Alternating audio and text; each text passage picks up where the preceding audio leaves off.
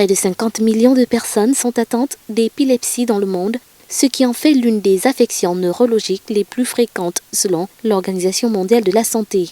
Mais cette maladie reste largement méconnue.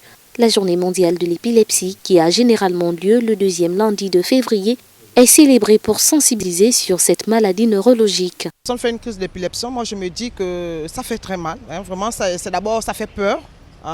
Plus qu'il convulse, on se dit que est-ce qu'il va revenir en vie. Et c'est pas beau à voir, je vous dirais, c'est vraiment pas beau à voir. La personne déjà, elle se mordait presque la langue, elle bavait et du coup ça m'a fait peur. La première chose, c'est souvent de lui mettre la cuillère dans la bouche pour éviter qu'elle se morde, qu'elle se coupe la langue, avec les dents bien sûr.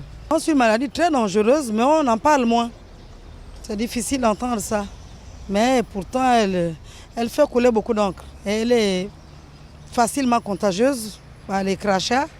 Certaines formes d'épilepsie ont une composante héréditaire, d'autres sont causées par des traumatismes crâniens, les maladies cérébrales ou encore les accidents vasculaires. Une maladie qui est là, qui va toucher la jeune enfance jusqu'à l'âge adulte. Les causes sont multiples et multiformes.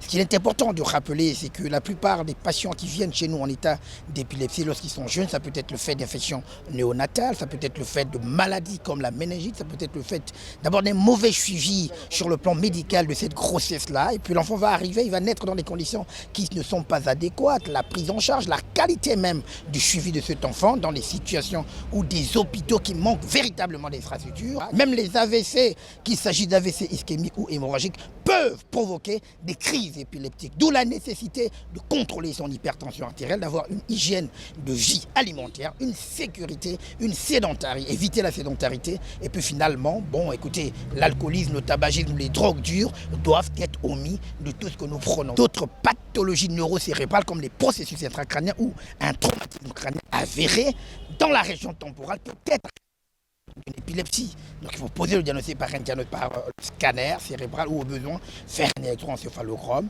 Et puis finalement, on pourra apporter en fonction des résultats de ces examens-là un traitement adéquat. Les conséquences sont multiples.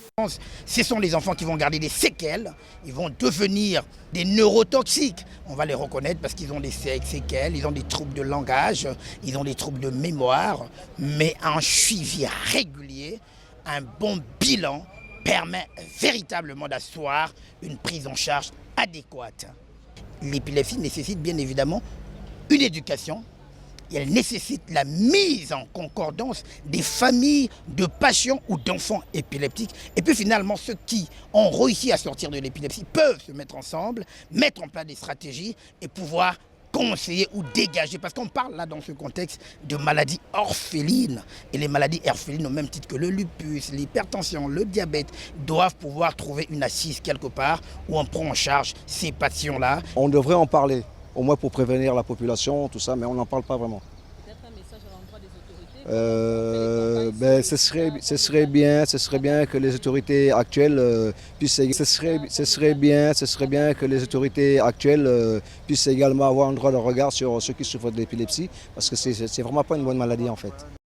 La sensibilisation à l'épilepsie vise à réduire la stigmatisation, promouvoir l'acceptation et améliorer la qualité de vie des personnes atteintes.